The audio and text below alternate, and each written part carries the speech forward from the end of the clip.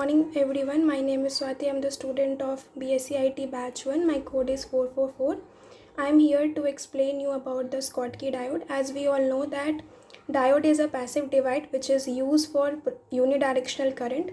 There are many types of diode, power diode, Schottky diode, tunnel diode, but particularly I will be explaining you here the Schottky diode. Before explaining you, I would like to give heartily thanks to Akanksha ma'am who has given me this golden opportunity to show my PPT here in front of you all. So moving forward, what is Schottky diode?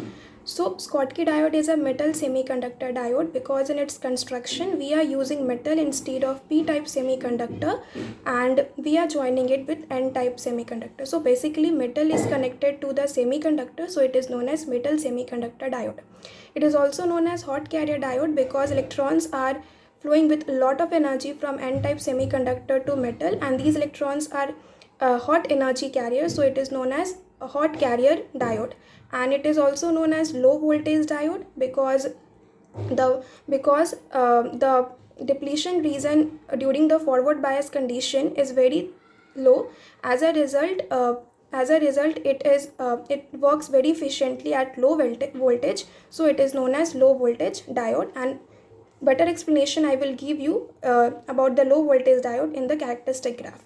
So moving about the construction, as I discussed earlier that it is a metal semiconductor diode and it is different from normal PN junction diode. So metal is connected to n-type semiconductor here, and this diode works on the principle that mobility of electrons in n-type semiconductor is more as compared to the metal. It lies in the fact that n-type semiconductor is artificially doped, so probability of finding the electrons there is high as compared to the metals because metals are found in the free state and their atomic structure are very stable. So I will explain you about its working. In forward bias condition, the n-type semiconductor is connected to the negative terminal of the battery and the metal is connected to the positive terminal of the battery. The electron will flow from n-type semiconductor to the metal and the current will flow from the current to the from metal to the n-type semiconductor, and the width of depletion region will be very low, so at very low voltage also there will be effective flow of current. But in reverse bias condition, n-type semiconductor is connected to the positive terminal and metal is connected to the negative terminal. As a result, the width of depletion region will increase and there will be very low flow of current, and that current will be known as leakage current. So now it's time for the characteristic graph of the Schottky diode. From this graph we can clearly see that the potential drop in forward bias condition is less as compared to the normal PN junction diode. It lies in the fact that that Schottky diode at low voltage provide very effective current flow, which was major drawback of PN junction diode.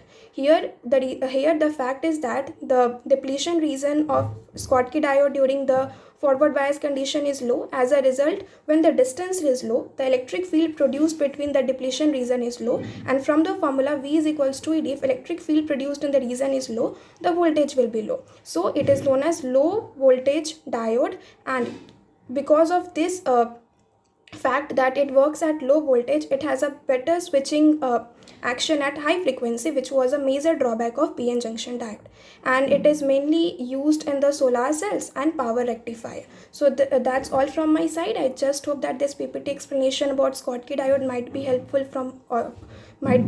for all of you. That's